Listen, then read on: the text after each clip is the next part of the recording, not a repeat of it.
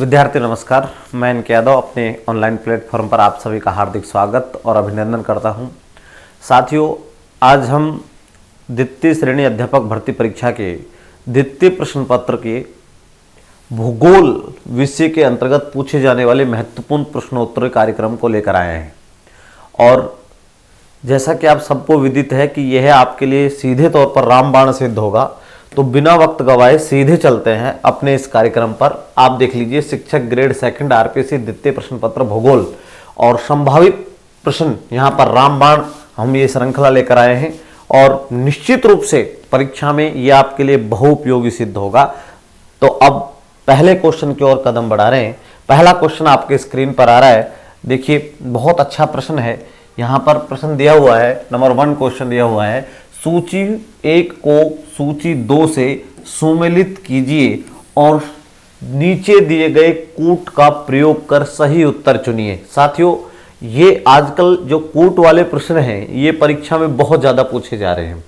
अब आप यहाँ को दृष्टिगत एक तरफ सूची दी हुई है और दूसरी तरफ ये सूची दी हुई है, और यहाँ पर देखेंगे, यहाँ जननांकिक अवस्थाएं और यहाँ परिणामी ज्वार भाटा। अब आपको यहां देखना है, पहला ऑप्शन देता है सूर्य और चंद्रमा पृथ्वी से समकोण पर हैं। अब आप यहां पर देखिए, यदि मान लीजिए सन और ये अर्थ है और ये मून है, आप देखिए यहां पर, तो ये कौन सी अवस्था हो गई? समकोणिक अवस्था हो गई। और जब समकोणिक अवस्था होगी तो इसका गुरुत्वाकर्षण बल सूर्य पृथ्वी को इधर खींचने का प्रयास करेगा और मून पृथ्वी को इधर खींचने का प्रयास करेगा। इसका मतलब यहां पर दो अलग अलग दिशाओं में गुरुत्वाकर्षण बल क्या कर रहा है? काम कर रहा है। तो इस अवस्था में जो भी आएगा वो आएगा लघु ज्वार। इसका मतलब पहले में जो आना चाहिए तो वो क्या होगा? लघु ज्वार होगा। ठीक है। अब क्योंकि पहले में 2, तो यहां तो ये ऑप्शन 2 तो बिल्कुल ही समाप्त हो जाते हैं। अब यहां पर दोनों में से देखिए, दूसरा बनता है सूर्य, चंद्रमा और पृथ्वी सरल रेखा में है। और जब मान लीजिए चाहे ये स्थिति हो एसएमई की या फिर एसईएम हो, ठीक है, दोनों में, इन दोनों अवस्था में युति और व्युति, आप देखिए दोनों अवस्थाओं को अगर आप देखेंगे, जब ये सरल रेखा पर होते हैं तीनों, सन, अर्थ और मून एक सरल रेखा पर होते हैं, इस अवस्था को कहते हैं सिजगी। क्या कहते हैं? सिजगी। तो अब देखिए युति और व्युति आपने पढ़ा होगा, यहां पर देखेंगे तो इस अवस्था में वृहद ज्वार आता है। इसका मतलब साफ है, ये ऑप्शन भी नहीं होगा, ऑप्शन नंबर 1 राइट हो जाएगा। दूसरा देखिए, चंद्रमा पृथ्वी के समीप है और जब समीप होता है तो भूमिनीच ज्वार आता है, और चंद्रमा पृथ्वी से दूर होता है तो उसे अपभू ज्वार कहते हैं। ठीक है, अपभू और उपभू आपने पढ़ा होगा।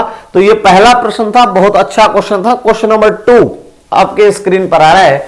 नंबर 2 क्वेश्चन को देखिए, वायुमंडल के निम्नलिखित में से किस परत में जल वाष्प सर्वाधिक संकेंद्रण पाया जाता है?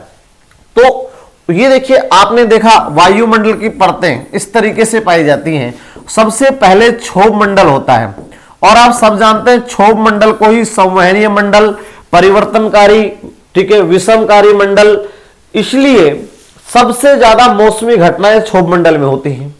साथियों, यहां पर जब आप, हमारा ये समुद्र तल है, यानी मैं इसको कह सकता हूं धरातल, और जब धरातल से आप ऊपर जाएंगे तो जल वाष्प की मात्रा 5 किलोमीटर तक एक्सप्रोक्सीमेट रूप से 90% जलवाष्प यहां पर पाया जाता है। 10% जलवाष्प 5 किलोमीटर से अबव सेक्टर में पाया जाता है। और आप देखिए, क्षोभ मंडल की औसत ऊंचाई कितनी होती है? 13 किलोमीटर। ठीक है, औसत ऊंचाई किसकी? क्षोभ मंडल की। इसका मतलब जब 90% जलवाष्प कहां पाया जा रहा है? क्षोभ मंडल में पाया जा रहा है। तो स्वाभाविक सी बात है एक कि इसका राइट आंसर क्या हो जाएगा? क्षोभ मंडल, सबसे ज्यादा जलवाष्प। और इसीलिए इस मंडल में सर्वाधिक मौसमी घटनाएं, चाहे संवहनी घटनाएं हो, चाहे चक्रवाती, तूफान, बादल, संघनन, वर्षा इत्यादि सभी इसी मंडल में क्या होती हैं? घटित होती हैं। नेक्स्ट क्वेश्चन, क्वेश्चन नंबर 3 आपके स्क्रीन पर आ रहा है। बहुत अच्छा प्रश्न है। वायुमंडल की उस परत को जो रेडियो तरंगों को परावर्तित करती है कहते हैं। देखिए, पहले तो ये समझिए कि जो हमारा आयन मंडल है, आयन मंडल को ही हम संचार मंडल कहते हैं। क्या कहते हैं? संचार मंडल। ठीक है, क्योंकि यहां से तरंगे परावर्तित होकर वापस पुनः धरातल पर आती हैं। दूसरी महत्वपूर्ण बात, इस आयन मंडल के भी आपको पता है 4 भाग होते हैं। एक डी परत है, एक ई परत है, एक एफ परत है और एक जी है। तो ये जो आप देख रहे हैं डी, ई, एफ और जी, जब इस स्थिति में आप देखेंगे तो ये वाली है, ये दीर्घ तरंगों का परावर्तन करती है, ये मध्यम तरंगों का परावर्तन करती है और एफ परत लघु तरंगों का परावर्तन करती है। ठीक है, परावर्तन। और जब लघु तरंगों का परावर्तन करती है साथियों, तो सबसे ज्यादा भेदन क्षमता किसकी होगी? लघु तरंगों की। जी जो है वो सभी तरंगों का परावर्तन करती है। अब आपको यहां थोड़ा सा ध्यान में रखना है, इसलिए एफ परत संचार के लिए क्या हो जाएगी? संचार के लिए सर्वाधिक उपयोगी हो जाएगी। ठीक है, सर्वाधिक उपयोगी। तो ये अच्छा प्रश्न है साथियों, इसको भी आप परीक्षा में देखकर जाइएगा, निश्चित रूप से यहां से प्रश्न आएगा। और मैं कह रहा हूं आपको, वायुमंडल से परीक्षा में निश्चित रूप से आपको प्रश्न देखने को मिलेगा। मेरा आपसे विशेष आग्रह, इस टॉपिक पर थोड़ा सा अच्छे से फोकस करके जाइए। नेक्स्ट क्वेश्चन, क्वेश्चन नंबर 4 आपके स्क्रीन पर आ रहा है साथियों। यहां पर देखिए, ताप विप्रिय इंगित करता है। देखिए, एक शब्द होता है सामान्य ताप पतन दर, या उसको हम ये भी कह सकते हैं ह्रास दर। ठीक है, ह्रास दर। अब आप जानते हैं हमारे धरातल, ठीक है, ये धरातल है, जब धरातल से ऊपर जाते हो तो 165 मीटर की ऊंचाई पर जाने पर 1 डिग्री सेल्सियस टेम्परेचर क्या हो जाता है? माइनस हो जाता है, यानी कम हो जाता है। तो ये स्थिति तो क्या कहलाती है? यहां पर सामान्य ताप पतन दर, यानी ऊंचाई के साथ ताप विपर्य का मतलब होता है ऊंचाई के साथ ताप में क्या होना? वृद्धि होना। ठीक है, तो ऊंचाई के साथ ताप में क्या हो जाती है? वृद्धि हो जाती है। ये इसका राइट आंसर हो जाएगा। नेक्स्ट क्वेश्चन, क्वेश्चन नंबर 5, समताप रेखाओं के वितरण और प्रतिरूप के संबंध में निम्नलिखित कथनों पर विचार करिए। समताप रेखाएं आप सब जानते हैं, समान ताप वाले स्थानों को मिलाने वाली काल्पनिक रेखा क्या कहलाती है? समताप रेखा कहलाती है। अब आपको यहां दृष्टिगत रखना है, उत्तरी गोलार्ध में शीतकाल में समताप रेखाएं महाद्वीप पर क्षीणता से भूमध्य रेखा की ओर मुड़ती हैं। यह तो आपका पहला स्टेटमेंट है। ठीक है, दूसरा, उत्तरी गोलार्ध में ताप प्रवणता गर्मियों में, ठीक है, ये ताप नहीं, सॉरी, ये दाब हो जाएगा। ठीक है, दाब प्रवणता गर्मियों में शीतकाल की अपेक्षा ज्यादा होती है। उपरोक्त कथनों में कौन सा कथन सही है? तो देखिए, यहां ऐसा नहीं है, एक्चुअल में उत्तरी के दक्षिण में ज्यादा नहीं हो सकती है। ठीक है, एक चीज और यहां ध्यान रखिए, शीतकाल में ज्यादा होती है, ऐसा इंपॉसिबल होगा, क्योंकि यहां पर आप दो चीजों को ध्यान से देखिए। इस प्रश्न पर देखिए, उत्तरी गोलार्ध में शीतकाल में समताप रेखा महाद्वीपों पर क्षीणता से भूमध्य रेखा की ओर, बिल्कुल ये तो राइट आंसर है। ये जो है वो गलत हो जाएगा, क्योंकि दोनों की जो भौगोलिक स्थितियां है वो उस परिस्थिति में नहीं है। इसका राइट आंसर क्या हो जाएगा? केवल एक सही है, ये ध्यान रखिएगा। ठीक है, केवल एक सही। थोड़ा टिपिकल क्वेश्चन जरूर है, तो इसमें एक सही हो जाएगा। नेक्स्ट क्वेश्चन, क्वेश्चन नंबर 6 आपके स्क्रीन पर आ रहा है। ध्रुवों की ओर ट्रोपोपॉज की ऊंचाई। देखिए, पहले तो ये समझिए, मैं थोड़ा सा इस पर फोकस भी करना चाहता हूं। ये हमारा सपोज दैट वायुमंडल पहला क्षोभ मंडल है, समताप मंडल, मध्य मंडल, आयन मंडल और बहिर्मंडल। ठीक है, अब आपको यहां दृष्टिगत रखना है, ये जो मंडल आप देख रहे हैं क्षोभ मंडल, इस क्षोभ मंडल के को जब आप देखेंगे तो इसके यहां पर, और ये समताप मंडल है, समताप मंडल। साथियों, समताप मंडल और क्षोभ मंडल को अलग करने वाला भाग कहलाता है ट्रोपोपॉज। क्या कहलाता है? ट्रोपोपॉज, यानी इसको हम क्षोभ सीमा भी कहते हैं। और जब आप ट्रोपोपॉज को देखोगे तो यहां एक बात आपको बहुत स्पष्ट समझ में आनी चाहिए कि ये तो है विषुवत रेखा वाला भाग और ये है ध्रुव वाला भाग। ये क्षोभ मंडल परिवर्तनशील मंडल भी कहलाता है। ठीक है, क्योंकि इसमें ग्रीष्म काल में इसकी ऊंचाई बढ़ जाती है। तो यहां पर देखा ध्रुवों की ओर, ये ट्रोपोपॉज आप देखिए ध्रुवों की ओर जाएगी तो इसकी ऊंचाई क्या घटती है? क्या हो जाएगी? घटती है। ठीक है, भूमध्य रेखा पर 18 किलोमीटर और ध्रुवों पर 8 किलोमीटर ऊंचाई होती है किसकी? क्षोभ मंडल की। इसलिए 8 और 18 26, राशियों का योग बटे राशियों की संख्या, तो 26 बटे में 2 कितना? 13 किलोमीटर क्या पाई जाती है? क्षोभ मंडल की औसत ऊंचाई पाई जाती है। नेक्स्ट क्वेश्चन आपके स्क्रीन पर क्वेश्चन नंबर 7 आ रहा है साथियों। यहां पे देखिए ऊपर से नीचे की ओर, ये थोड़ा सा ध्यान रखिए, ऊपर से नीचे आना है। यहां पर ऊपर से नीचे की ओर वायुमंडल की विभिन्न परतों की सीमाओं का कौन सा क्रम है? सीमा बतानी है आपको। यहां पर देखिए यानी आपको ऊपर से नीचे आना है, तो इसका मतलब लास्ट में जहां ट्रोपोपोज होगी वो एक ऑप्शन आपके लिए क्लियर होगा। देखिए ट्रोपोपोज, स्ट्रेटोपोज, मेसोपोज और मैग्नेटोप। ऑप्शन नंबर ए राइट होगा। यहां पर पहला मैग्नेटोप हो जाएगा, ये मैग्नेटोप। उसके बाद में दूसरा देखिए आप, ये मध्यमंडल मेसोपोज, ठीक है। फिर उसके बाद में यहां देखेंगे तो स्ट्रेटोपोज, और ये है ही आपका ट्रोपोपोज, अभी थोड़ी देर पहले देख रहे थे। तो ये इसको क्षोभ मंडल को समताप मंडल से, अब ट्रोपोपोज किसको अलग करेगी? क्षोभ प्लस समताप, समताप। ये किसको करेगी? समताप प्लस मध्य। ये किसको करेगी? मध्य प्लस आयन। और ये किसको अलग करेगी? आयन प्लस बहिर्मंडल, बहिर्मंडल। तो इसका ऑप्शन नंबर ए राइट हो जाएगा। ये बहुत अच्छा प्रश्न है साथियों, कंफ्यूज कर देता है। डिसेंडिंग ऑर्डर पूछा है, ठीक है, अप टू डाउन, हो सकता है डाउन टू अप भी पूछ ले, लेकिन मेरा कहने का तात्पर्य ऐसे प्रश्न हम बहुत जल्दी में गलत कर जाते हैं। क्वेश्चन नंबर 8 आपके स्क्रीन पर, वायुमंडल की सर्वाधिक मात्रा में विद्यमान अक्रिय गैस। वायुमंडल की में सबसे ज्यादा, देखिए अक्रिय गैस और सक्रिय गैस, इस बात पर थोड़ा सा आपको जब इस प्रकार का प्रश्न हो तो वायुमंडल की सबसे हल्की गैस कौन सी है? हाइड्रोजन। सबसे हल्की गैस कौन सी? हाइड्रोजन। लेकिन आपको यह भी पता होना चाहिए कि वायुयान के टायरों व गुब्बारों में कौन सी गैस, गुब्बारों से मतलब मेरा जेट गुब्बारों से है, ठीक है, उनमें कौन सी गैस भरी जाती है? Helium, helium. लेकिन उसने पूछा तो इसका उत्तर हो जाएगा आर्गन, 0.93%, ठीक है, ये सर्वाधिक मात्रा में पाई जाती है। आप सब जानते हैं वायुमंडल में सबसे ज्यादा कौन सी होती है? पहले नंबर पर नाइट्रोजन, आप जानते ही होंगे, 78.08%। उसके बाद में दूसरी O2 ऑक्सीजन 20.99%। फिर उसके बाद में थर्ड नंबर पर कौन है? ऑर्गन 0.93%। फिर उसके बाद में 4 नंबर पर कौन है? CO2 यानी कार्बन डाइऑक्साइड 0.03%। ये एक सीक्वेंस है, ठीक है, जो आपको ध्यान रखना है, डिसेंडिंग ऑर्डर रखना है। बहुत ही अच्छा प्रश्न है साथियों, ठीक है। नेक्स्ट क्वेश्चन आपके स्क्रीन पर ये लीजिए, क्वेश्चन नंबर 9।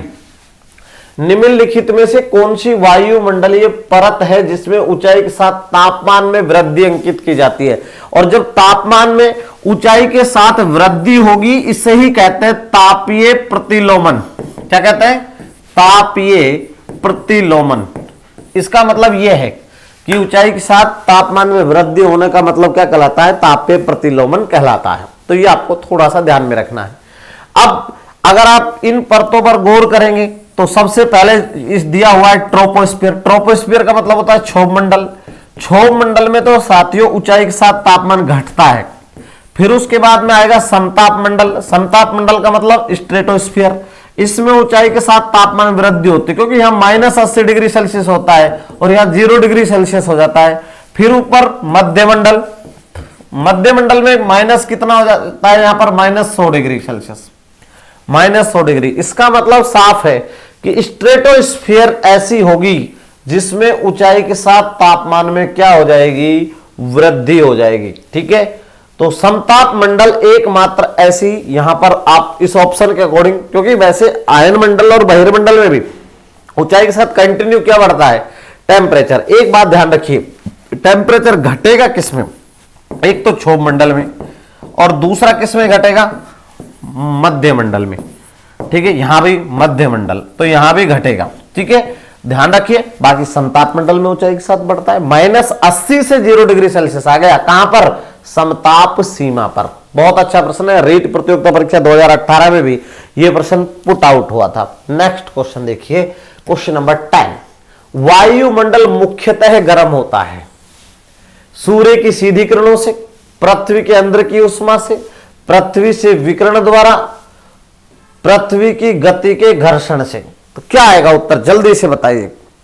ठीक है, तो इसमें क्या होगा, पृथ्वी से विकिरण द्वारा, जो पृथ्वी की पार्थिव विकिरणें होती हैं, लौटते हुए विकिरणें होती हैं, उनसे वायुमंडल क्या होता है, गर्म होता है। ठीक है, ये अंदर की उष्मा से तो भूगर्भ गर्म होता है, धरातल गर्म होता है, लेकिन उसने प्रश्न में वायुमंडल रखा है। नेक्स्ट क्वेश्चन आपके स्क्रीन पर, क्वेश्चन नंबर 11, धरातल के जिस स्थान पर सर्वप्रथम भूकंप का अनुभव किया जाता है उसे निम्न में से क्या कहते हैं। अब देखिए यहां पर आपको ध्यान रखना है, देखिए ये धरातल है और धरातल के नीचे आप सब जानते हैं, मान लीजिए भूकंप की उत्पत्ति यहां से हुई, तो साथियों ये फोकस, इसे कहते हैं उद्गम केंद्र, भूकंप उद्गम केंद्र, और इसे ही कहते हैं हाइपोसेंटर। क्या कहते हैं, हाइपोसेंटर। ये आपको ध्यान में रखना है। अब आप देखेंगे इससे सबसे पहले 90 डिग्री के एंगल में यहां पर, और इसे कहते हैं अधिकेंद्र। ध्यान रखना, इंग्लिश में यूज कर लेना, इसे इपीसेंटर कहते हैं।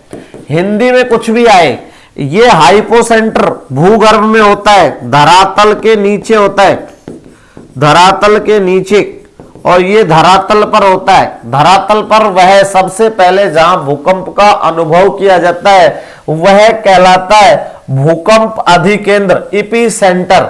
सर फोकस तो आप सब जानते हैं, ये वाला फोकस है नीचे, ये वाला फोकस होता है। ठीक है, बहुत अच्छा प्रश्न। नेक्स्ट क्वेश्चन आपके स्क्रीन पर 12 नंबर, विश्व के सर्वाधिक 63% एक्सप्रोक्सीमेट भूकंप निम्न में से किस पेटी में आते हैं। यानी आपको ये बताना है कि किस पेटी में, तो प्रशांत महासागरीय, मध्य महाद्वीपीय, मध्य अटलांटिक और हिंद महासागरीय। आप सब जानते हैं कि रचनात्मक प्लेट किनारों पर सर्वाधिक क्या आएंगे, सॉरी विनाशात्मक प्लेट किनारों पर सर्वाधिक क्या आएंगे, भूकंप। और विनाशात्मक प्लेट परिप्रशांत मेखला, प्रशांत महासागर, अग्निवलय, रिंग ऑफ फायर में सर्वाधिक 63% क्या आते हैं, भूकंप आते हैं। नेक्स्ट क्वेश्चन आपके स्क्रीन पर आ रहा है साथियों, क्वेश्चन नंबर 13, विश्व की अधिकांश ज्वालामुखी घटनाएं घटित होती, विश्व की अधिकांश ज्वालामुखी घटनाएं घटित होती हैं भ्रंश मेखला के सहारे, मोड़दार मेखला के सहारे, रचनात्मक। देखिए जहां अपसरण होता है, अपसरण, ये घटना होती है प्लेटों का एक दूसरे से विपरीत दिशा में जाना और प्लेटों का एक दूसरे के पास आना, तो यह घटना कहलाती है विनाशात्मक, और ये किनारा कहलाता है रचनात्मक। और साथियों सर्वाधिक भूकंप और ज्वालामुखी 63% भूकंप यहीं पर आते हैं, इसलिए ध्यान रखिएगा यहां पर ही सबसे ज्यादा विनाशात्मक प्लेट किनारों पर ही ज्वालामुखी की घटनाएं घटित होती हैं। ठीक है, ये कारण भी है, और क्योंकि परिप्रशांत मेखला को देखिए आप, वहां पर एक तरफ लैंडेबल पार्ट है, एक तरफ वाटरेबल है, दोनों के अंदर जोड़ है, और पानी जब अंदर रिस कर जाता है तो वाटर वेपर बन जाता है, और water vapour is also power, क्योंकि वो तो शक्ति है, और जब शक्ति है तो वो भूगर्भ को हिलाने में, नीचे से प्रेशर करने में क्या करती है। आप देखिए आपने चूल्हे के ऊपर पानी गर्म कर रहे हैं, और या कुछ और भी कोई ऐसा कोई बना रहे हैं कोई खाद्यान्न, अब आप देखिए उसके ऊपर जब आप रखेंगे तो उसको नीचे से हीट देंगे, और हीट देंगे तो प्लेट एक स्थान से दूसरे स्थान पर चली जाती है, मतलब वहां से उससे हटकर और नीचे गिर जाती है। तो यहां पर देखिए भाप में पावर होती है। क्वेश्चन नंबर 14 आपके स्क्रीन पर आ रहा है, प्रशांत महासागरीय तट आग की अंगूठी के नाम से जाना जाता है, रिंग ऑफ फायर। बिल्कुल आग की अंगूठी तो है ही, हम भी यही कह रहे हैं। ठीक है, अब वो कहता है,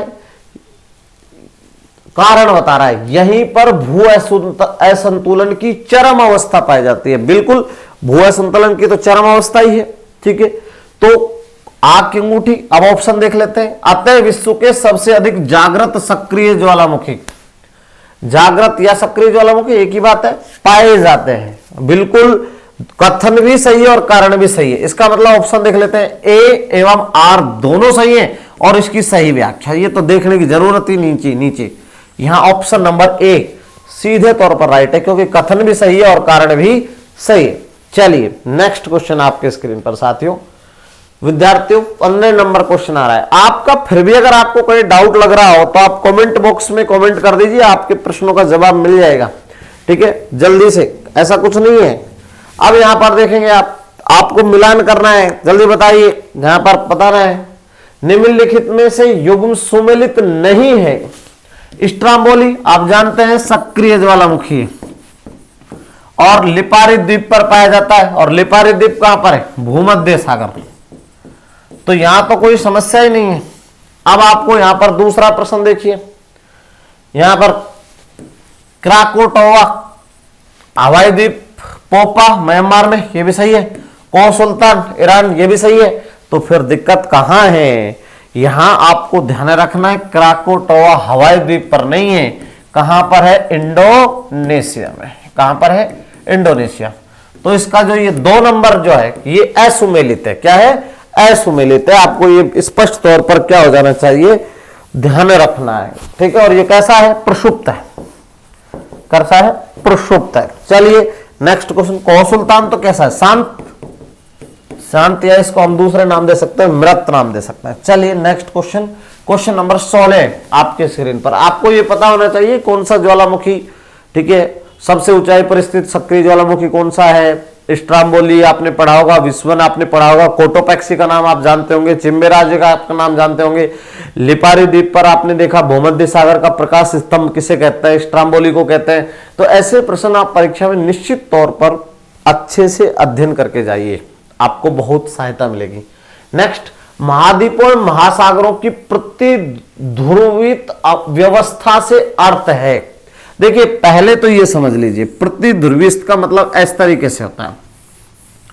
ठीक है, यहां पर देखिए ये प्रतिध्रुवस्थ अवस्था है। ठीक है, ये प्रतिध्रुवस्थ अवस्था होती है। इसका मतलब यह है कि महाद्वीप के निकट महासागर का मिलना नहीं, गलत। महाद्वीपों के दूसरी ओर विपरीत मंडल में महासागर का मिलना, महाद्वीप के ठीक पीछे महाद्वीप का मिलना, यह सभी सही है। जल्दी बताइए क्या आएगा उत्तर।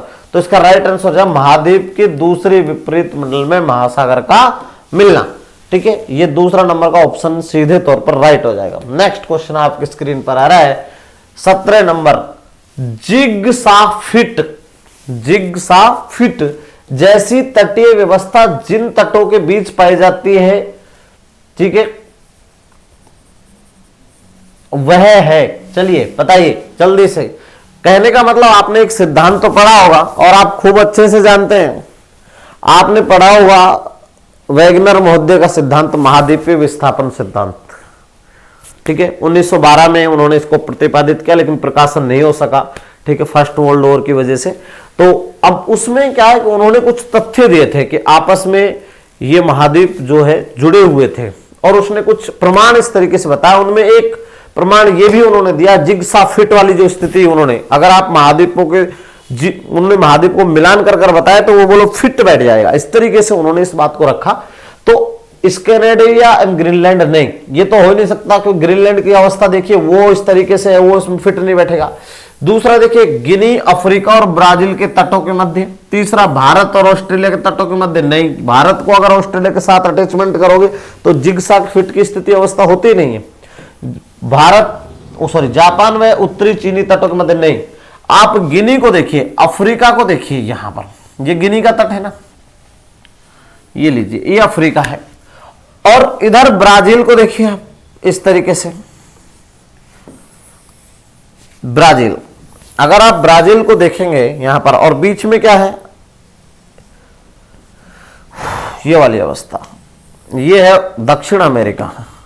और जब इनको फिट बैठाएंगे तो आप देखिए वो इस तरीके की अवस्था में आ जाएगा। ये इसका राइट आंसर है, जिग्सा फिट की अवस्था में। चलिए, इनके बीच में अटलांटिक महासागर बताया जाता है, पहले ये जुड़े हुए थे, अटलांटिक महासागर। ठीक है, एकदम उसको फिट अवस्था में आता है। नेक्स्ट क्वेश्चन नंबर 18 आपके स्क्रीन पर आ रहा है, वर्तमान में महाद्वीपीय विस्थापन की आधारभूत शक्ति मानी जाती है। देखिए जब वैगनर महोदय ने सिद्धांत दिया था तब की शक्ति की बात नहीं कर रहा, तब तो उसने इसकी शक्ति के 2-3 चीजें बताए थे कि इसमें गुरुत्वाकर्षण बल कार्य करता है, ठीक है, और उत्प्लावन की स्थिति भी उसने बताई। लेकिन फिलहाल तो वर्तमान इस शब्द पर गौर करिए, और ये प्रश्न आया हुआ है इसलिए कह रहा हूं, इस प्रश्न ये परीक्षा में आरपीएससी इस प्रश्न को पूछ चुकी है, इसलिए ध्यान से देखिएगा इस प्रश्न। गुरुत्वाकर्षण बल ताप्य शक्ति नहीं, वर्तमान में ऐसा है नहीं। चंद्रमा के पृथ्वी से अलग होने के फलस्वरूप उत्पन्न संतुलन शक्ति, ये भी नहीं होगा। भूगर्भ में विकसित संवैनिक धाराएं, यस, भूगर्भ में संवैनिक धाराएं सभी असत्य नहीं, ऐसा नहीं है। इसका राइट आंसर होगा भूगर्भ में विकसित संवैनिक धाराएं वर्तमान में महाद्वीपीय विस्थापन की आधारभूत शक्ति मानी जाती है, ठीक है। तो इसका राइट आंसर ये हो जाएगा। नेक्स्ट क्वेश्चन आपके स्क्रीन पर आ रहा है, क्वेश्चन नंबर 19। चट्टानों का प्रत्यास्थ पुनश्चलन सिद्धांत को प्रतिपादित किया था। तो आपको ये बताना होगा कि किसने इसको प्रतिपादित किया, ठीक है। तो साथियों यहां पर ध्यान रखिए, डॉक्टर होम्स, हेफर्ड, जॉन मरे, रीड। तो ये तो सरल प्रश्न है, एच.एफ. रीड, उन्होंने प्रत्यास्थ पुनश्चलन सिद्धांत को क्या किया था, प्रतिपादित किया था, ठीक है। तो ये अच्छा प्रश्न था। नेक्स्ट क्वेश्चन आपके स्क्रीन पर, चलिए यहां से देख लेते हैं। क्वेश्चन नंबर 20, भूकंप में सर्वाधिक धरातलीय क्षति होती है, यानी वह तरंग बताइए जो धरातल पर सर्वाधिक नुकसान पहुंचाती है। देखिए आपने नाम सुना होगा, दो प्रकार की बातें होती हैं, एक होती है भूगर्भिक तरंगे और एक होती है धरातलीय। आपने पी और एस और एल का नाम तो सुना है, प्राइमरी, सेकेंडरी और लॉन्ग वेव, ठीक है, जिसे आप लव तरंग भी कहते हैं। अब ये दोनों तो बॉडीज हैं, भूगर्भिक है, कहां चलती है, भूगर्भ में चलती हैं, और ये चलती है कहां पर, धरातल पर। अब आप सोचिए, इसका जो ये धरातल पर चलती है तो सबसे ज्यादा प्रभाव धरातल पर किस तरंग का होगा, ठीक है, किसका हो जाएगा। तो यहां पर एल तरंग जो होगी वो सबसे ज्यादा क्या होगी, धरातलीय क्षति पहुंचाएगी, ठीक है। नेक्स्ट क्वेश्चन की ओर बढ़ रहे हैं। क्वेश्चन नंबर 21, अपसारी प्लेट किनारों द्वारा नितल में प्रसारण होता है, ठीक है, ये बात भी सही है, बिल्कुल। अब ये देखिए, मान लीजिए वो ये कहता है कि अपसारी हो रहा है, ये देखिए कोई प्लेट किनारा है, ये वाला अपसरण, प्लेट इधर जा रही है और प्लेट इधर जा रही है, और जब ये दोनों प्लेटें यहां जाएंगी तो यहां रिक्त स्थान होगा, और जब रिक्त स्थान होगा तो यहां पर नीचे से क्या निकलेगा, लावा निकलेगा, लावा निकलकर क्या होगा, फैलेगा, स्वाभाविक सी बात है। नीचे से जैसे दाब मुक्त होगा लावा, वो प्रेशराइज ऊपर होगा, तो ये बात बिल्कुल सही है, पहला कथन राइट है। कारण देखिए, रचनात्मक प्लेट किनारों द्वारा भ्रंश का निर्माण होता है, ठीक है। अब वो कह रहा है रचनात्मक, लेकिन ये देखिए ये जो होगी रचनात्मक ही तो है, ये अपसरण से रचनात्मक प्लेट किनारे, लेकिन इससे भ्रंश का निर्माण नहीं होता है। भ्रंश का निर्माण होता है अभिसारी में, ये प्लेट है और ये प्लेट है, दोनों जब प्लेटें यहां पर आ रही हैं तो यहां अभिसरण होता है, और अभिसरण में निर्माण होता है किसका, भ्रंश का। तो ये जो कारण है ना, ये गलत है, ठीक है, कारण क्या हो जाएगा, ये गलत हो जाएगा। तो ए आर दोनों सही नहीं, ए आर दोनों सही नहीं, ए सही है परंतु आर गलत है, ये इसका राइट आंसर हो जाएगा, ठीक है। चलिए, अच्छा प्रश्न था, थोड़ा सा डिफिकल्ट प्रश्न है, हल्का सा आप दिमाग लगाइए, आपको कहीं कंफ्यूज नहीं होगा। नेक्स्ट क्वेश्चन 22, कौन सी भूकंपीय तरंगे ठोस, तरल व गैस तीनों से गुजरती है, बताइए कौन सी है जो तीनों से गुजरती है। एक बात तो आपको ध्यान रखनी है, पी तरंग का छाया क्षेत्र और एस तरंग, पी तरंग का छाया क्षेत्र, पी तरंग और एस तरंग, छाया क्षेत्र दोनों याद रखने, इसका भी याद रख कर जाना है आपने परीक्षा में, और इसका भी पूछ सकता है। 103 डिग्री या फिर 105 डिग्री से 143 डिग्री, ये या 145 देगा वो एग्जाम में, ठीक है, ये दोनों दे सकता है, मैंने दोनों लिख दिए।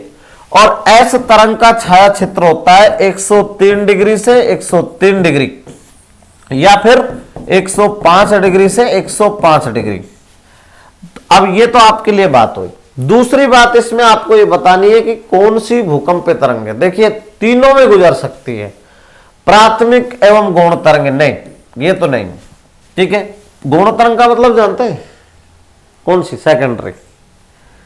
आगे देखिए, केवल प्राथमिक तरंग, ये इसका राइट आंसर, यानी पी ऐसी तरंग है जो तीनों अवस्था में, ठोस में भी, तरल में भी और गैस में भी, हो सकता है गति उसकी अलग हो जाए, उससे कोई फर्क नहीं पड़ता। ठीक है, लेकिन केवल प्राथमिक, ये तीनों अवस्था में क्या हो जाएंगे?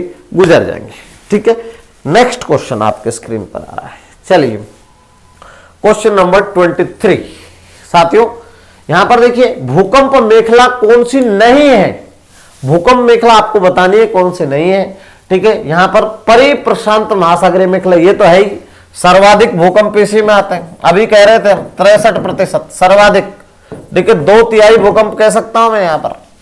परिअंध महासागरीय मेखला, ठीक है, मध्य महाद्वीपीय मेखला ये है बिल्कुल, और मध्य अटलांटिक मेखला, यस, इसमें लगभग 21% आते हैं, यहां पर लगभग 5% आते हैं मध्य अटलांटिक मेखला में। ये तो है ही नहीं कोई, ये है ही नहीं। 3 है यहां पर, एक सर्वाधिक, दूसरी और यहां पर तीसरी। ठीक है, तो यहां पर ये बिल्कुल नहीं होगा। अंध महासागर मतलब अटलांटिक महासागर के चारों ओर तो नहीं है बिल्कुल भी। नेक्स्ट क्वेश्चन आपके स्क्रीन पर 24। निम्नलिखित ज्वालामुखी में से किसे भूमध्य सागर का प्रकाश स्तंभ कहते हैं? अभी हम देख रहे थे स्ट्राम्बोली किस द्वीप पर है? लिपारी द्वीप पर। कहां पर है? भूमध्य सागर में। ठीक है, इसे क्या कहा जाता है और कैसा है ये? सक्रिय। कैसा है? सक्रिय ज्वालामुखी। इसे भूमध्य सागर का प्रकाश स्तंभ कहा जाता है। लेवल 1 में इसको पूछा जा सकता है, ध्यान रखिएगा। चलिए नेक्स्ट क्वेश्चन आपके स्क्रीन पर, क्वेश्चन नंबर 25।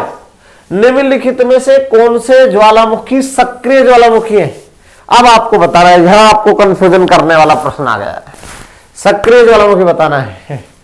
चलिए, फ्यूजियामा जापान के अंदर है, सुसुप्त है, लोग पूजा करते हैं। मत जाग जाना भाई, देवता जापान के लोग इसकी पूजा करते हैं। ठीक है, इसका मतलब ये तो सक्रिय ही नहीं। एकांगुआ ये भी नहीं है।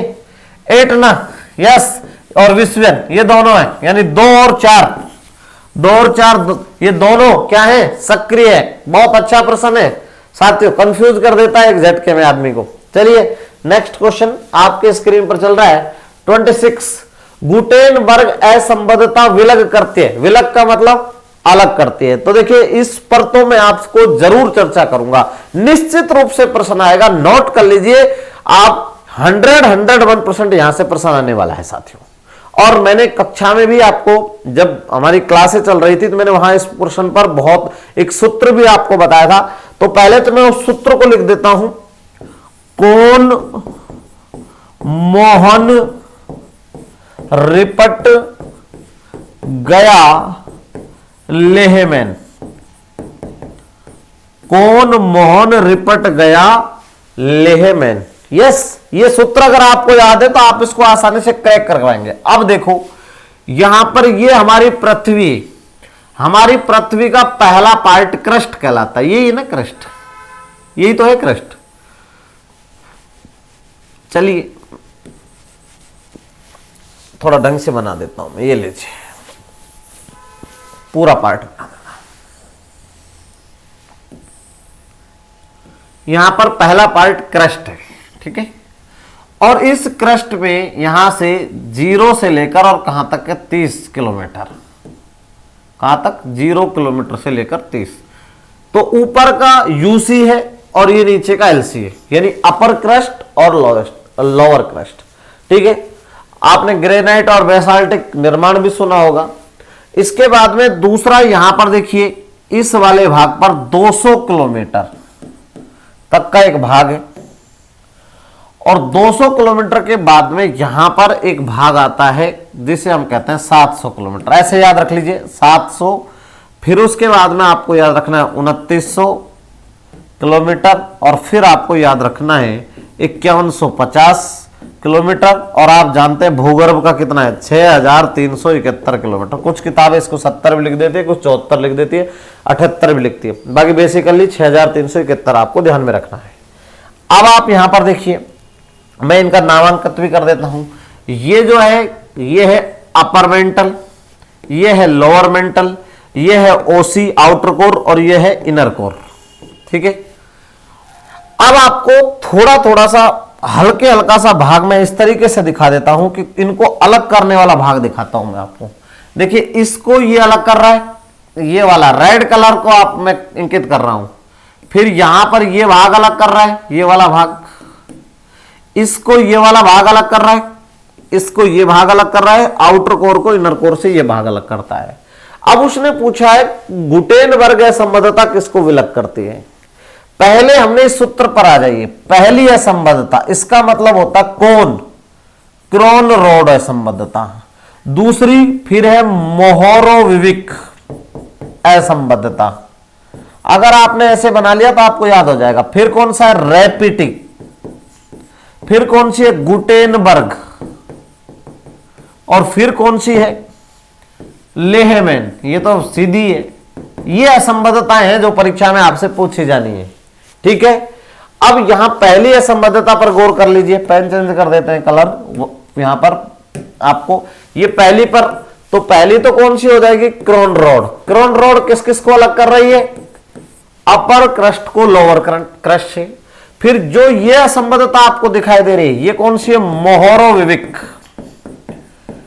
मोहोरोविविक ये लोअर क्रस्ट को अपर मेंटल से अलग कर रही है। यही है वो क्या, तरल अवस्था वाला क्षेत्र, दुर्बलता मंडल जिसे आप कहते हैं। दुर्बलता मंडल, एस्थेनोस्फीयर, अर्ध तरल अवस्था में प्लास्टिक मंडल यहीं पर पाया जाता है। लगभग 100 किलोमीटर उसकी मोटाई होती है। ठीक है, अब यहां पर दूसरा इस भाग को देखिए, ये कौन सी हो जाएगी, रैपिटिक। रैपिटिक इसको अलग कर रही है, अपर मेंटल को लोअर मेंटल से। फिर उसके बाद में कौन सी, गुटेनबर्ग। गुटेनबर्ग ये किसको, लोअर मेंटल को आउटर कोर से। और फिर कौन सी हो जाएगी, लेहमैन, आउटर कोर को इनर कोर से अलग कर रही है। अब देखिए कितना सरल है, कौन मोहन रिपट गया, लेहमैन। आप इतनी आसानी से इसको हल कर जाएंगे। अब यहां पर देख लेना, गुटेनबर्ग पूछा है तो लोअर मेंटल को आउटर कोर से, यानी निचले मेंटल को किससे, यहां पर देखिए स्पष्ट है, निचले मेंटल को आउटर कोर, बाह्य कोर से। ये इसका राइट आंसर हो जाएगा। चलिए ऑप्शन नंबर 3 ये इसका राइट आंसर है। स्क्रीनशॉट ले लीजिए आप, अच्छा प्रश्न था, जल्दी करिए। चलिए बढ़े आगे। यस, नेक्स्ट क्वेश्चन की ओर। यहां पर 27 नंबर क्वेश्चन आ रहा है आपके पास में। ठीक है, पृथ्वी का सर्वाधिक आयतन और द्रव्यमान पाया जाता है। आप देखिए यहां पर 3 भाग मोटे मोटे से मान लें, क्रस्ट, मेंटल और कोर, CORIC। 3 मोटे मान लें। पहला पार्ट क्रस्ट है, दूसरा मेंटल है, ठीक है, तीसरा कोर है। और कोर में किस तत्वों की प्रधानता, लौह प्लस निकिल, यानी निफे कह सकता हूं, लौह, ठीक है, निकिल, निफे। ठीक है, इसमें सिलिका प्लस मैग्नीशियम, सीमा, और इसमें सिलिका प्लस एल्युमिनियम, सियाल। अब आपको यहां पर बताना है द्रव्यमान और आयतन, जल्दी बताइए किसमें सबसे ज्यादा होता है। तो यहां पर देखिए भूप्रॉपर्टी नहीं, मेंटल नहीं, बाह्य आंतरिक सबसे ज्यादा होता है मेंटल का।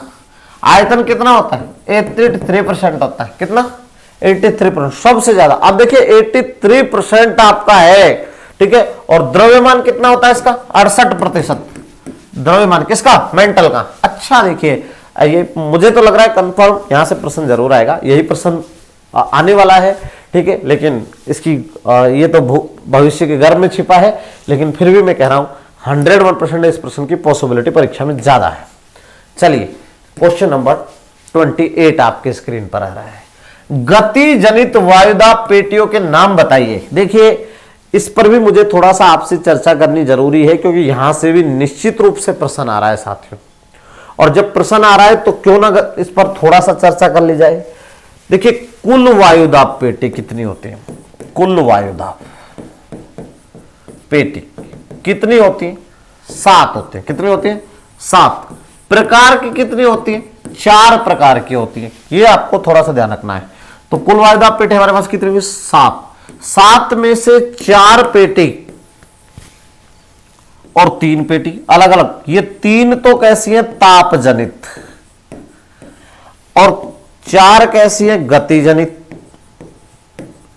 ठीक है, अब वो है कौन कौन सी, तो मैं थोड़ा सा पहले एक चित्र के माध्यम से समझाता हूं।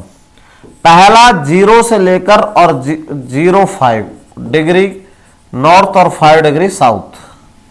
आप सब जानते हैं इस पेटी को जिस नाम से जाना जाता है वो है ITCZ, विषुवत रेखीय निम्न वायुदाब पेटी। मैं यहां लिख देता हूं, विषुवत रेखीय निम्न वायुदाब पेटी।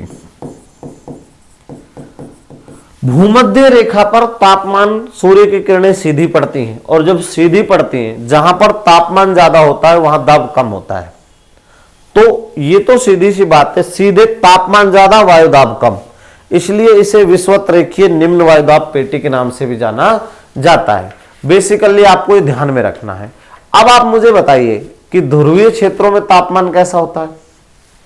यहां ये उत्तरी ध्रुवीय उच्च वायुदाब पेटी है। कौन सी है, उत्तरी ध्रुवीय उच्च वायुदाब पेटी, और ये दक्षिणी ध्रुवीय उच्च वायुदाब पेटी है, दक्षिणी ध्रुवीय उच्च वायुदाब पेटी।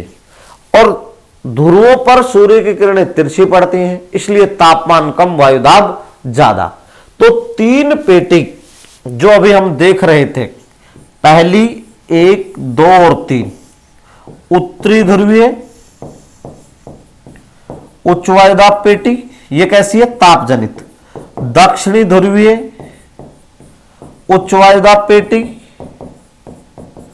और विषुवत रेखीय निम्न वायुदाब पेटी यानी ICZ, ये तो कैसी है, 3 तापजनित है। तो अब देखिए विषुवत रेखीय और ध्रुवीय तो ऑप्शन होगा ही नहीं, क्योंकि उसने तो गतिजनित पूछा है। ठीक है, उसके बाद में ध्रुवीय उच्च वायुदाब पेटी, ये भी नहीं होगा, दोनों ऑप्शन गलत है। तीसरे पर आ जाइए। अब यहां पर गतिजनित देख लेते हैं, मैं डिलीट कर रहा हूं उसको, गतिजनित आपको मैं बता देता हूं गतिजनित कौन कौन से होते हैं। 3 तो ये पेटियां हो गई। अब आप यहां पर देखेंगे ये 0 डिग्री, एक पेटी अपनी होती है 30 से 35 डिग्री नॉर्थ, और एक पेटी होती है यहां से 60 से 65 डिग्री नॉर्थ। यहां नीचे भी वही होंगी, 30 से 35 अक्षांशों को अश्व अक्षांश कहते हैं, आप जानते हैं। और यहां पर देखिए 60 से 65 डिग्री साउथ। ये 4 वायुदाब पेटियां हैं जिनके मैं नाम भी लिख देता हूं। इसे कहते हैं उत्तरी उपोष्ण उच्च वायुदाब पेटी, और इसे कहते हैं उत्तरी उपध्रुवीय निम्न वायुदाब पेटी, दक्षिणी उपोष्ण उच्च वायुदाब पेटी और दक्षिणी उपध्रुवीय निम्न वायुदाब पेटी। मैं यहां लिख देता हूं, कोई समस्या नहीं है। वायुदाब पेटी, ये 4 पेटियां गतिजनित होती है। कैसी होती है, गतिजनित। तो देखिए उपोष्ण उच्च वायुदाब पेटी, उपध्रुवीय निम्न वायुदाब पेटी, राइट आंसर हो जाएगा। ये कैसी है, गतिजनित है। आपको गलती नहीं करनी है, बैक टू बैक ये प्रश्न आ रहा है परीक्षा में, और देख लेना कल एग्जाम में ये प्रश्न जरूर देखने को मिलेगा साथियों। आज ही नोट कर जाइएगा, फिर मत कहना चूक गए, हमने सर का वीडियो नहीं देखा। चलिए नेक्स्ट क्वेश्चन। अभी मैं इन बच्चों से आपसे कहना भी चाहता हूं कि सब लोग आश्वस्त होकर जाएं, वीडियो को पूरा ढंग से देखकर जाएं। लगभग ये 3 सीरीज आएंगी, पार्ट 1, पार्ट 2 और पार्ट 3। 7 सीरीज मैंने सामान्य भूगोल प्रश्नोत्तरी के नाम से YouTube चैनल पर अपने पर डाल रखी है। आप हमारे चैनल पर वो 7 फर्स्ट पेपर के लिए मैं सभी विद्यार्थियों से कहना चाहता हूं, चाहे वो फर्स्ट पेपर का हो यानी सब्जेक्ट SST में हो या अन्य किसी विषय का, अगर वो फर्स्ट पेपर का एग्जाम दे रहा है तो वो 7 वीडियो निश्चित रूप से देखकर जाएं। फिर मत कहना कि प्रश्न छूट गया, सर देख लेते तो बढ़िया था, आपने तो बता दिया था, गलती हो गई। क्योंकि एक बार मौका यानी एक भी प्रश्न छूटा, सुरक्षा चक्र टूटा। चलिए क्वेश्चन नंबर 29 आपके स्क्रीन पर आ रहा है। बहुत अच्छा प्रश्न है। कौन सी पवनें हल्की व न्यून दाब वाली होती है? देखिए हल्की पवन तो इसमें तो ठंडी व शुष्क नहीं, उष्ण व संतृप्त, उष्ण व शुष्क। तो यहां पर तो आपका सीधा उत्तर है, क्योंकि उष्ण और जो शुष्क पवनें होंगी वो हल्की और न्यून दाब वाली होंगी। नेक्स्ट क्वेश्चन आपके स्क्रीन पर, वायु दाब प्राय सर्वाधिक होता है जब वायु होती है। तो देखिए ताप और दाब में विपरीत संबंध पाया जाता है। वायु दाब सर्वाधिक कब होता है? ठीक है, एक तो बात समझिए, वायु दाब को किससे नापते हैं? बैरोमीटर से। दूसरी बात, समुद्र तल का औसत वायु दाब कितना होता है? समुद्र तल का औसत वायु दाब कितना होता है? 1013.25 MB मिलीबार। ठीक है, और सर्वाधिक वायु दाब पाया जाता है ध्रुवों पर। कहां पाया जाता है? ध्रुवों पर। सर्वाधिक वायु दाब ध्रुवों पर पाया जाता है। अब दूसरी बात है कि वायु दाब ठंडी और नम, यहां ध्यान से देखिएगा, ठंडी तथा नम वायु जब होती है तो भी भारी होती है, इसलिए ठंडी व नम वायु में सर्वाधिक क्या पाया जाता है? वायु दाब पाया जाता है। नेक्स्ट क्वेश्चन, क्वेश्चन नंबर 31 आपके स्क्रीन पर आ रहा है। सूची 1 को सूची 2 से सुमेलित कीजिए। चलिए यहां आपको बताना है, एक तरफ आपकी कुछ पार्ट दिए हुए और दूसरी तरफ उससे संबंधित कुछ बातें दी हुई है। तो देखिए यहां पर आपको थोड़ा सा ध्यान रखना है, विक्षेप बल को कोरिलिश बल कहते हैं। शांत मेखला गरजती चल, हरमट्टन पवन डॉक्टर पवन, यहां से आप जल्दी समझ जाएंगे कि हरमट्टन के पवनों को आपको डॉक्टर पवन कहते हैं। हालांकि प्रश्न आपका ये भी गलत है, ये सॉरी ऑप्शन, और ये भी गलत है, ये ऑप्शन सीधे तौर पर सही है। तो यहां पर आपको ध्यान रखना है, शांत मेखला विषुवत रेखीय पछुआ क्षेत्र, और शांत मेखला से मतलब उसका ITCZ से है, इसे शांत पेटी भी कहते हैं, और साथियों इसे ही डोलड्रम पेटी भी कहा जाता है। दक्षिणी गोलार्ध में चलने वाली पछुआ पवनें तीव्र गति से चलती हैं, इसलिए 40 डिग्री दक्षिणी अक्षांश पर जो पवनें चलती हैं उन्हें गरजते चालीसा, 50 डिग्री दक्षिणी अक्षांश पर चलने वाली पछुआ पवनों को प्रचंड पचासा, और 60 डिग्री पर चलने वाली पछुआ पवनों को चीखती साठा कहते हैं। इसलिए गरजती चालीसा क्या है? पछुआ पवनें हैं। ठीक है, तो आपका प्रश्न का उत्तर मिल गया होगा 3, 1, 4, 2। चलिए नेक्स्ट क्वेश्चन आपके स्क्रीन पर आ रहा है 32, गति जन्य वायुदाब पेटी है। इस प्रश्न को मैंने दोबारा भी रखा है क्योंकि निश्चित रूप से यहां से प्रश्न आने वाला है साथियों, और गलती अपने को करनी नहीं है। चलिए, तो गति जनित उत्तरी उपोष्ण उच्च वायुदाब, केवल उपोष्ण उच्च वायुदाब पेटी, ये पहला ऑप्शन है। केवल उपध्रुवीय, तो ये तो सर दोनों ही है। ठीक है, उपोष्ण उच्च वायुदाब, उपध्रुवीय, ध्रुवीय नहीं, ध्रुवीय उच्च वायुदाब पेटी तो ताप जनित है, क्योंकि ये किससे जनित है? ताप जनित। अब आपको यहां पर ध्यान में रखना है, ये इसका ऑप्शन, क्योंकि 1 और 2 दोनों ऑप्शन सही है, और ये 4 जो वायुदाब पेटियां होती हैं वो गति जनित होती हैं। उत्तरी उपोष्ण, दक्षिणी उपोष्ण, उत्तरी उपध्रुवीय निम्न वायुदाब पेटी और दक्षिणी उपध्रुवीय निम्न वायुदाब पेटी। फिर भी अगर आपको इनमें कंफ्यूज हो तो देखिए, गांव में हमारे एक ट्रैक्टर होता है, ट्रैक्टर में गियर होता है, लो हाई लो हाई, लो हाई लो हाई, ये 7 ही तो है। 1, 2, 3, 4, 5, 6 और 7। आपको इस तरीके से गियर लगा लेना है 20 से, ITCZ से शुरू कर देना। लो का मतलब निम्न, हाई का मतलब उच्च, बहुत सरल है। ठीक है, नेक्स्ट क्वेश्चन आपके स्क्रीन पर 33, कोरिलिश बल जिन पर अधिकतम पड़ता है वह है, यानी कोरिलिश बल का प्रभाव जिस पर, हमारे गांव में एक कहावत है कि गरीब आदमी को कोई भी, यहां पर देखिए, गरीब आदमी को कोई भी दबा देता है बेचारे। अब पृथ्वी की सबसे ज्यादा घूर्णन गति कहां होती है? कहां होती है? भूमध्य रेखा पर, और भूमध्य रेखा पर तो सर्वाधिक अपकेंद्रीय बल भी कहां लगेगा? भूमध्य रेखा पर। स्वाभाविक सी बात है। ठीक है, लेकिन ध्रुवों पर गति कम होती चली जाती है, बिल्कुल शून्य हो जाती है, इसलिए सबसे ज्यादा कोरिलिश बल भी कहां लगेगा? ध्रुवों पर। और ध्रुवों पर कौन सी पवनें चलते हैं? ध्रुवीय पवनें। तो इसका राइट आंसर क्या हो जाएगा? ध्रुवीय पवनें। ठीक है, ये इसका राइट आंसर हो जाएगा। नेक्स्ट क्वेश्चन यहां पर 34 आपके लिए, विषुवत रेखा से ध्रुवों की ओर बहने वाली भूमंडलीय हवाओं का सही क्रम बताइए। ये लीजिए, यहां पर 0 डिग्री, 5 डिग्री तक 30 से 35, 60 से 65, और यहां पर 90 डिग्री। यहां से जो पवन चलेगी पहली, ये होती है व्यापारिक, दूसरी यहां चलती है पछवा और तीसरी चलती है ध्रुवीय। तो यहां पर आपको क्रम बताना है, क्रम बताइए। पहले कौन सी है? व्यापारिक है, फिर पछवा और फिर ध्रुवीय। कहां से? विषुवत रेखा से। ये रेखा कौन सी है? विषुवत यानी ITCZ। चलिए ध्रुवों की ओर, पहले व्यापारिक, दूसरी पछवा, तीसरी ध्रुव। Option number 2 right. Next question 35 number आपके स्क्रीन पर आ रहा है। सर्वाधिक वायुदाब पाया जाता है। अब आपको बताना है सर्वाधिक वायुदाब। पर्वतों पर ऊपर जाएंगे तो वायुदाब तो घटेगा, वो तो नहीं होगा। दूसरा रेगिस्तान में, तीसरा वन क्षेत्र में, और चौथा सागर तल। सागर तल से मतलब होता है समुद्र तल। ध्यान रखना सर्वाधिक यही होता है। औसत कितना होता है? 1013.25 MB मिलीबार। सबसे ज्यादा यहीं पर होता है। ये अच्छा प्रश्न है साथियों। नेक्स्ट क्वेश्चन आपके स्क्रीन पर आ रहा है 36। जिस विद्वान ने प्रवाल विकास में हिमनद नियंत्रण सिद्धांत की व्याख्या की है, बताइए किसने की? जल्दी से बताइए क्या आएगा?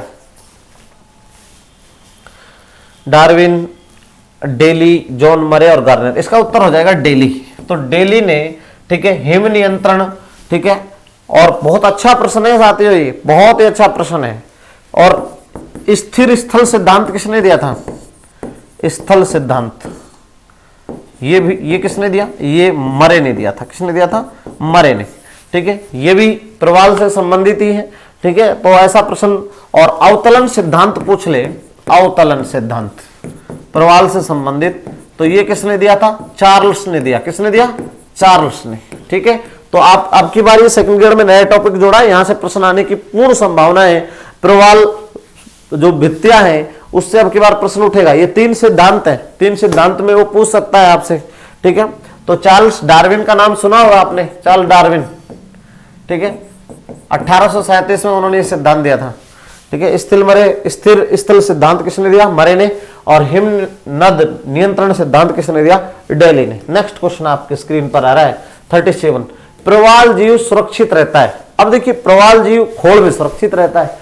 ठीक है, तो यहां पर देखिए मरे हुए जीवों पर नहीं, यहां तो सुरक्षित नहीं है वो। चूने की सख्त फोलिप या खोल में, ज्वालामुखी द्वीपों के निकट, तो ज्वालामुखी द्वीपों के निकट तो कैसे होगा? स्वाभाविक ही नहीं, वहां तो इम्पॉसिबल।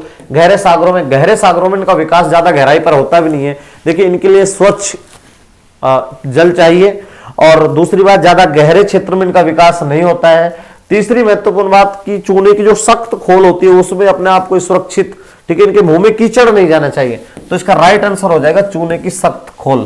ठीक है, नेक्स्ट क्वेश्चन आपके स्क्रीन पर आ रहा है 38। ये लीजिए, चलिए यहां पर देखिए, प्रवाल भित्ति के संबंध में कौन सा कथन असत्य है? आपको असत्य कथन बताना है, कौन सा है? जल्दी करिए, क्या आएगा? ये प्रवालों से निर्मित होती है, बिल्कुल सही है। प्रवाल भित्ति आपने नाम सुना होगा, ग्रेट बैरियर रीफ, दुनिया की सबसे लंबी बैरियर रीफ। इसे पानी का बगीचा भी कहते हैं, बगीचा, प्रशांत महासागर। इसकी स्थिति प्रायद्वीप के चारों ओर या जलमग्न पठार के ऊपर अंडाकार रूप में पाई जाती है। ये भी सही है, दोनों को सही है। इसका कोई ना कोई भाग खुला अवश्य रहता है, बिल्कुल सही है, ये भी सही है। इसके बीच में लेगुन होती है, नहीं, ये गलत है। तो उसने क्या पूछा है? असत्य पूछा है। चलिए, तो इसका राइट आंसर हो जाएगा, ये जो कथन असत्य पूछा तो ये कथन असत्य है। इसका ऑप्शन नंबर 4 इसका क्या हो जाएगा? आंसर हो जाएगा। Next question, question number 39। यहां पर देखिए, डियो गार्सिया कहां स्थित है? आपको द्वीप बताना है, डियो गार्सिया द्वीप कहां पर है। ठीक है, तो ये तो फैक्चुअल क्वेश्चन है, हिंद महासागर, पहला ही ऑप्शन सही है। राइट आंसर डियो गार्सिया द्वीप, काफी विवादित और चर्चाओं में रहता है साथियों। ये हिंद महासागर में, और हिंद महासागर की आकृति एम के आकार की आप जानते हैं। ठीक है, चलिए यहां पर क्वेश्चन नंबर 40। किस महासागर से सारगेसो संबंधित वह है? देखिए, सारगेसो का मतलब पहले समझ लीजिए, जड़ विहीन घास। ये वास्तविक, ये लवणता रखता है, और ये वास्तविक सागर नहीं है, परंतु इसको मान लिया गया लवणता वाला सागर।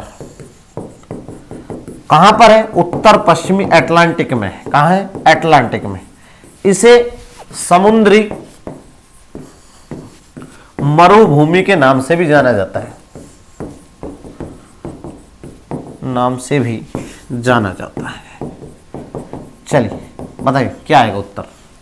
उत्तरी प्रशांत, प्रशांत में तो है ही नहीं, दक्षिणी प्रशांत है ही नहीं, दक्षिणी अटलांटिक नहीं, उत्तरी अटलांटिक, क्या हो जाएगा, राइट आंसर हो जाएगा। ठीक है, तो इसका ऑप्शन नंबर 2 इज राइट, ये राइट हो जाएगा। उत्तर पश्चिम अटलांटिक में, और बर्मुडा ट्रायंगल भी आपने नाम सुना होगा, ये भी उत्तर पश्चिमी अटलांटिक में ही है।